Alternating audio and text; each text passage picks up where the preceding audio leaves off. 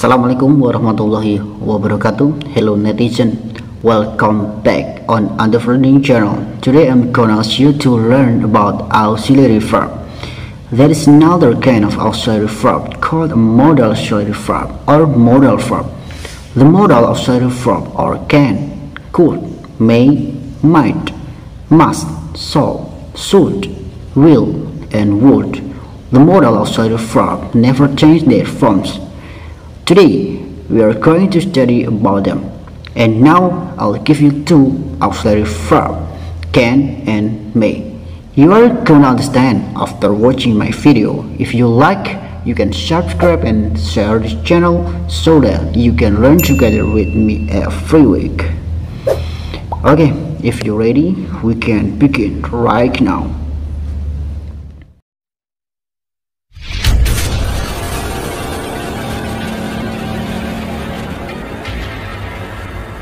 Renderforce.com.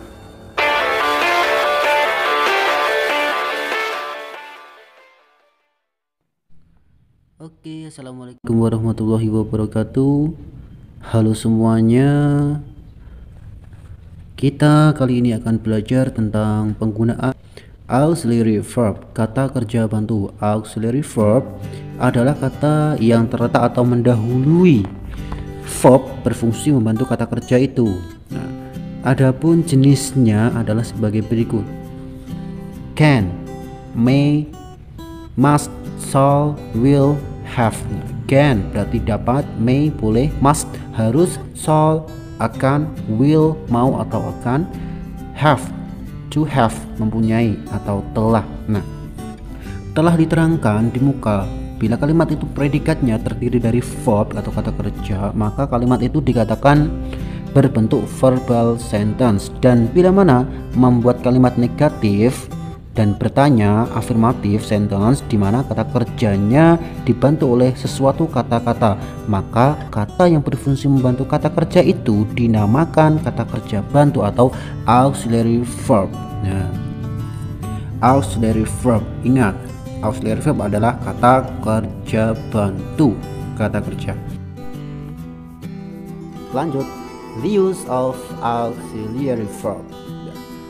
Ingatlah, apabila verb atau kata kerja itu sudah didahului kata bantu atau auxiliary verb, maka kata kerja itu tidak perlu lagi ditambah akhiran s maupun es.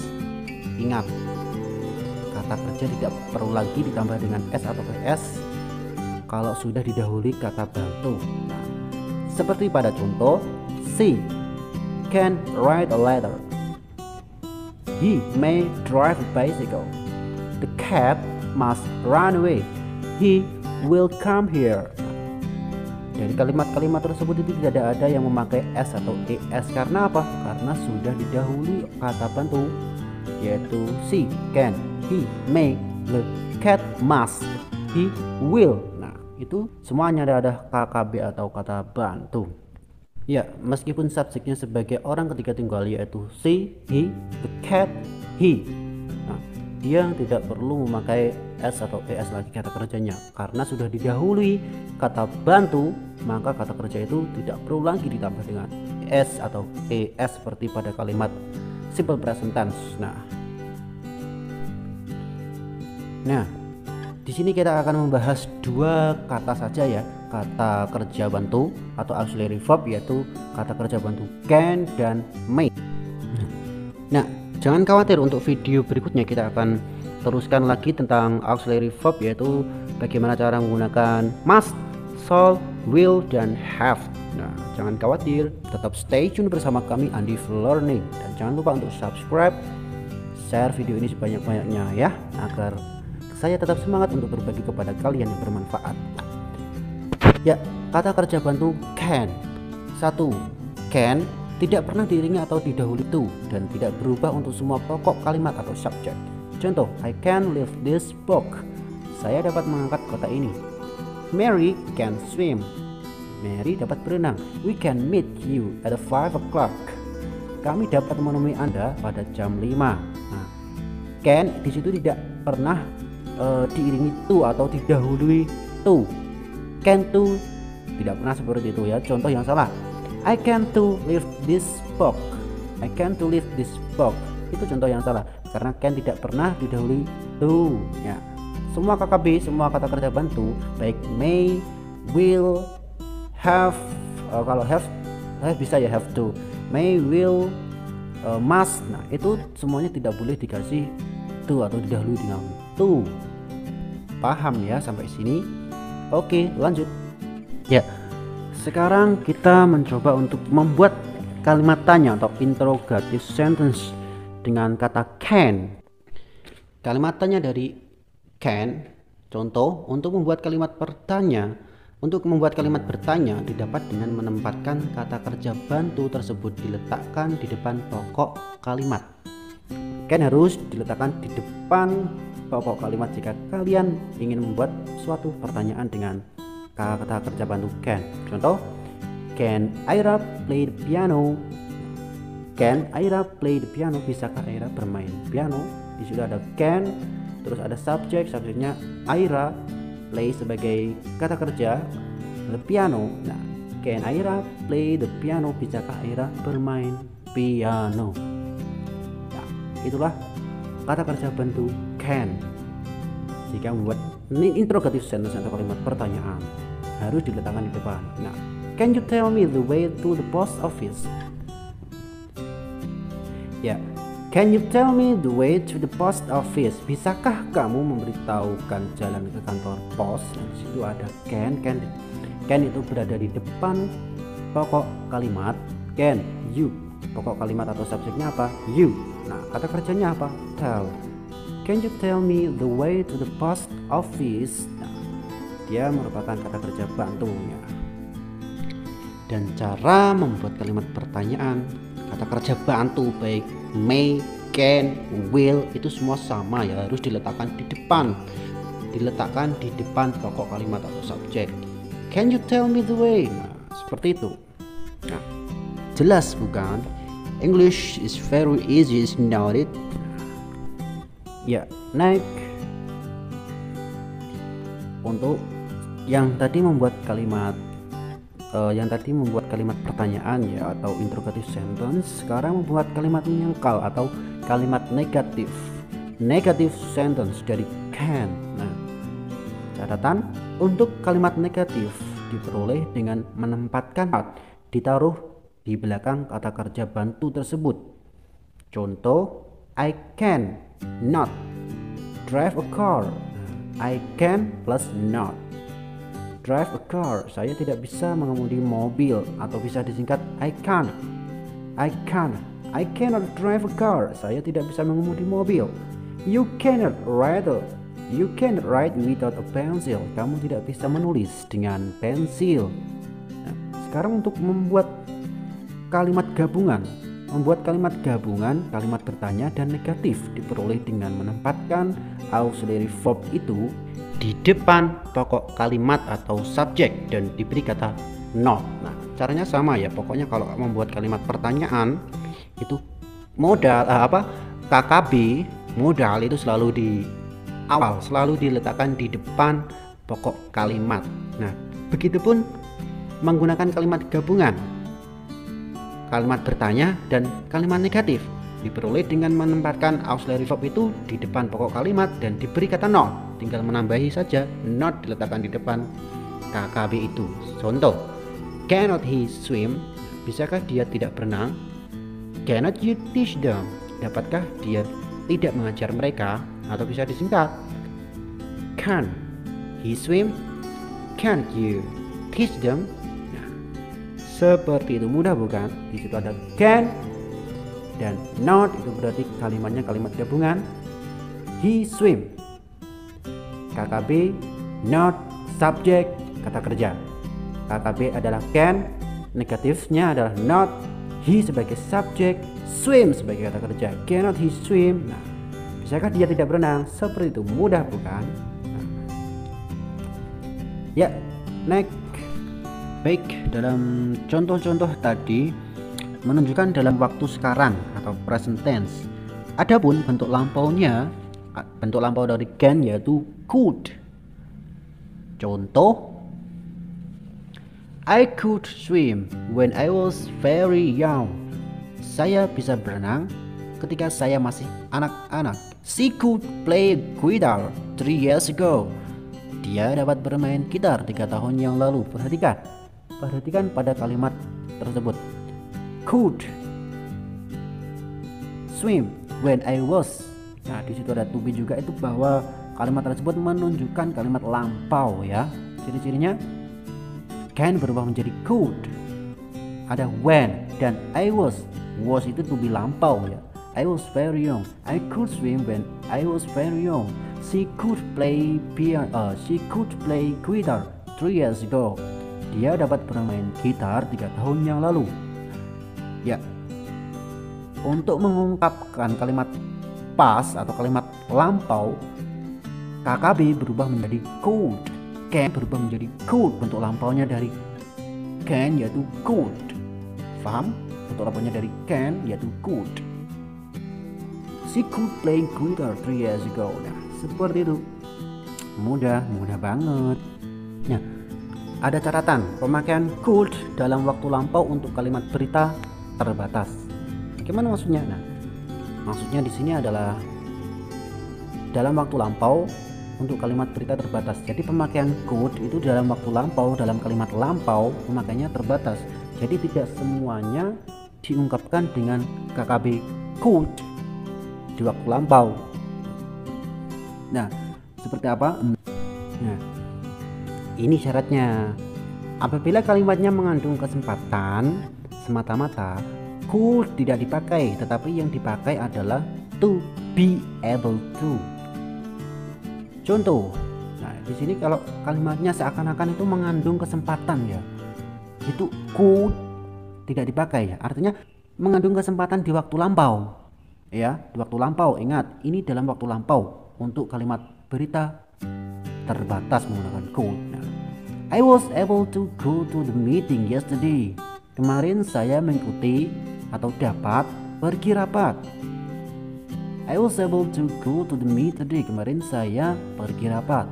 We were able to go for picnic last week. Minggu lalu kita ikut atau dapat untuk bertamasya.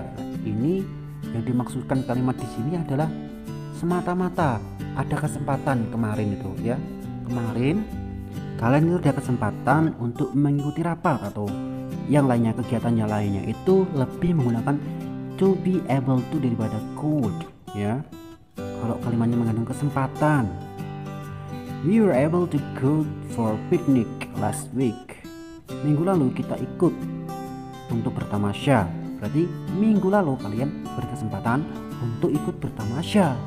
Nah, itu lebih baiknya kalian mengungkapkannya tidak pakai could, melainkan memakai able to. We were able to be able to. To be-nya di situ to be lampau ya. Were able. Were sebagai to be, was sebagai to be. To be plus able to plus kata kerja infinitif, kata kerja bentuk pertama. We were able to go for picnic last week. Nah, seperti itu. Mudah kan? Ya. Could juga dapat digunakan suatu permintaan yang halus atau yang sopan. Polite. Could juga dapat digunakan suatu permintaan yang halus atau yang sopan, permohonan yang halus. Misalkan, could I borrow your pen please? Bolehkah kiranya saya meminjam pulpen Anda?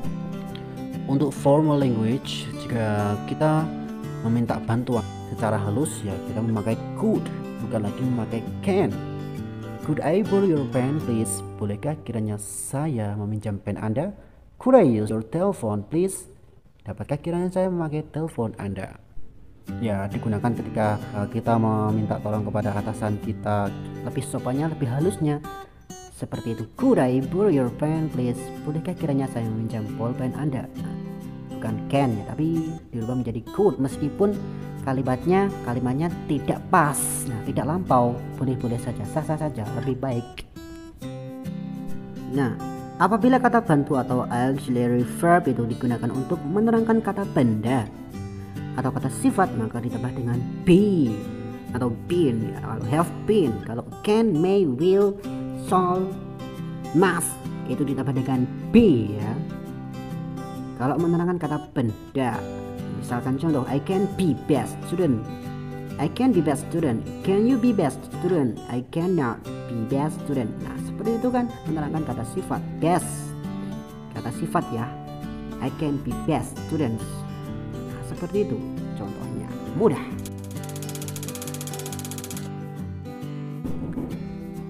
Selanjutnya adalah may. Yang tadi adalah can, sekarang adalah may. May sebagai kata kerja bantu juga tidak pernah diiringi atau didahului to, dan juga tidak berubah untuk semua pokok kalimatnya. Sama ya dengan can yang tidak boleh ditambah dengan to dan tidak berubah untuk semua pokok kalimatnya.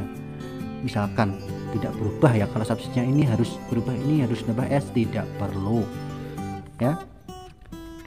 Misalkan contoh, you may sit here, you may go now. Contoh yang salah, I may to sit here. Haram hukumnya kalau disandingkan dengan may, karena may, KKB may tidak boleh didahului to atau diiringi to. Nah, interrogative sentence may untuk membuat kalimat bertanya. May sama dengan kalimat tadi, kalimat can tadi dengan kata can tadi, kata kerja bantu can. Nah, untuk membuat kalimat pertanyaan atau question form dan bentuk menyangkal negative form, caranya juga sama seperti kata kerja bantu lainnya. Contoh question form, may I borrow your pen please? Nah, dengan meletakkan KKB atau kata kerja bantu tersebut di depan pokok kalimat atau subjek. KKB, subjek, borrow merupakan kata kerja your pen please. May I borrow your pen please? Bolehkah saya pinjam pulpenmu? May he come in? Bolehkah dia masuk? May we read the magazine? Bolehkah kami membaca majalah? Nah, seperti itu. Jadi sama ya, can, may itu sama ya, cara peletakannya itu juga sama, KKB semua sama. Question form, kalimat pertanyaan harus di depan pokok kalimat atau subjek. Seperti itu, semuanya seperti itu. Sekarang negatif, kalimat negatif dari may. Untuk kalimat negatif diperoleh dengan menempatkan kata not ditaruh di belakang kata kerja bantu tersebut, seperti pada can tadi ya. I may not drive a car. Saya tidak boleh mengemudi mobil. You may not write without a pencil. Kamu tidak boleh menulis dengan pensil. Buat kalimat gabungan, kalimat bertanya dan negatif diperoleh dengan menempatkan auxiliary verb itu di depan pokok kalimat dan diberi kata not. Di situ may sebagai auxiliary verb atau kata kerja bantu, not sebagai tanda bahwa kalimat itu negatif. I swim. May not I swim? Bolehkah saya tidak berenang? May not you teach them? Bolehkah kamu tidak mengajar mereka? Sama ya, dengan meletakkan KKB di depan pokok kalimat dan ditambah dengan not. Nah, may not I swim? May not you teach them? Nah, seperti ya. Adapun bentuk lampau might, may dan might dapat juga digunakan untuk menyatakan suatu kemungkinan. Nah, contoh, I may be late tomorrow.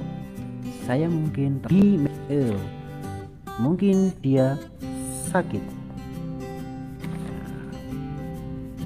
The news might be true. Berita itu mungkin benar. She might lose her way. Dia mungkin tersesat jalan. It may be true. Itu mungkin benar. Jadi might dapat juga digunakan untuk menyatakan suatu kemungkinan. Mungkin. The news might be true. Berita itu mungkin benar. She might lose her way. It may be true. Nah, seperti itu. May juga memiliki arti doa atau mudah-mudahan atau semoga. May juga digunakan untuk mengungkapkan kalian mendoakan seseorang. May God bless you. Semoga Tuhan memberi rahmat atau semoga Tuhan memberkatimu. May God bless you. May all your dream come true. May all your dream come true. Mudah-mudahan semua impian Anda terwujud. May it year bring your happiness. May it year bring you happiness. Semoga setiap tahun membawa kebahagiaan untuk Anda. Jadi kalian kalau ingin mendoakan seseorang atau kalian mendoakan teman, kalian mendoakan atau mudah-mudahan, artinya may come true, may each year bring you happiness. Nah, seperti itu. Catatan, oleh karena may itu tidak pernah diawali atau didahului to, tidak punya bentuk infinitif dan past participle, maka may tidak dapat dipakai dalam waktu yang memerlukan bentuk-bentuk kata kerja itu. Tetapi yang dipakai sebagai penggantinya adalah to be allowed to. Ya, catatannya, may yang berarti boleh atau dapat itu tidak mempunyai bentuk past, bentuk lampau. Tetapi may yang berarti mungkin itu mempunyai bentuk lampau atau bentuk past yang berubah menjadi might, itu kalau artinya mungkin. Tetapi kalau may artinya boleh, itu bentuk pastnya menggunakan to. Perhatikan, to be allowed to digunakan bentuk pastnya dari may.